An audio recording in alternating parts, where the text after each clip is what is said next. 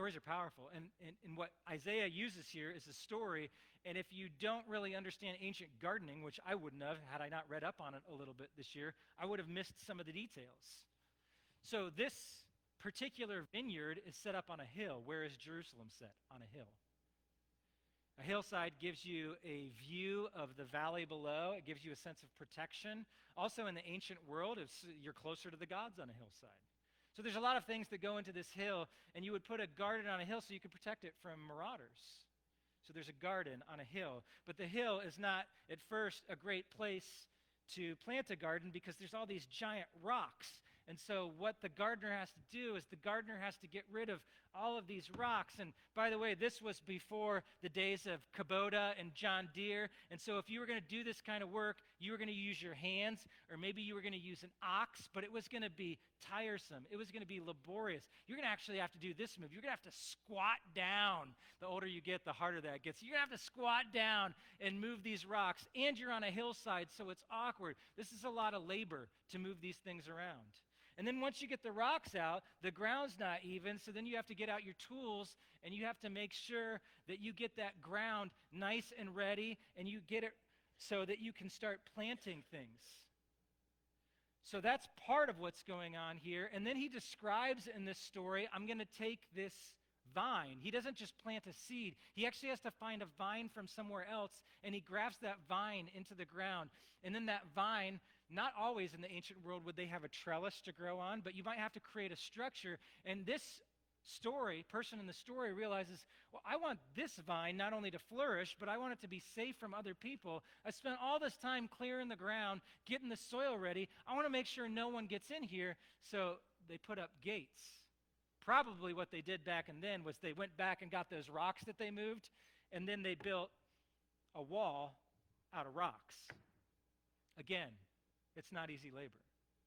And then they want these vines that are going to produce grapes eventually to produce something that you could put through a wine press, so they built a wine press too. And the wine press would have two parts in it where you stomp on the grapes and then the juice comes out, but then it's not wine yet, it's just grape juice, and they wanted wine, so that takes some time too. So then you have to move it somewhere else to store it. So, in the very least, what we're describing in this story is a 3-year process. Maybe 5.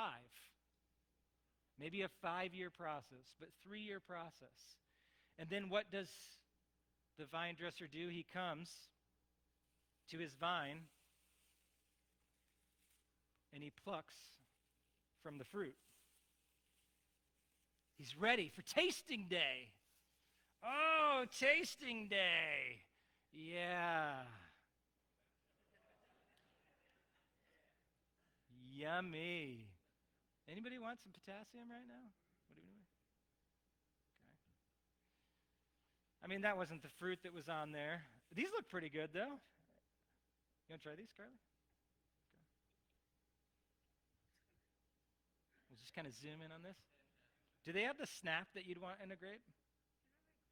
They're not very crunchy. They're kind of soft and mealy, aren't they? Okay. Oh, by the way, this is interesting. I woke up this morning. I came out to the kitchen. It was all dark in our kitchen except for one strip of light that was coming from our refrigerator. Our fridge did not close last night. When I opened it up and looked at the temperature gauge, it said 80 degrees in there. There's like a little fiesta party in our fridge last night where these grapes had been sitting. So the women's restroom is over there.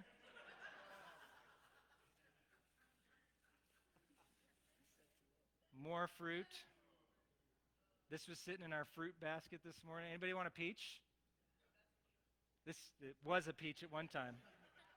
I should have put my glove on before I picked this up. Now, I want you to feel what the gardener would have felt. And I don't know, it doesn't say that he tasted it.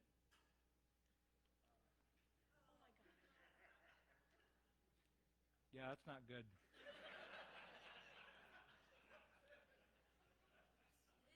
There's a power in the story.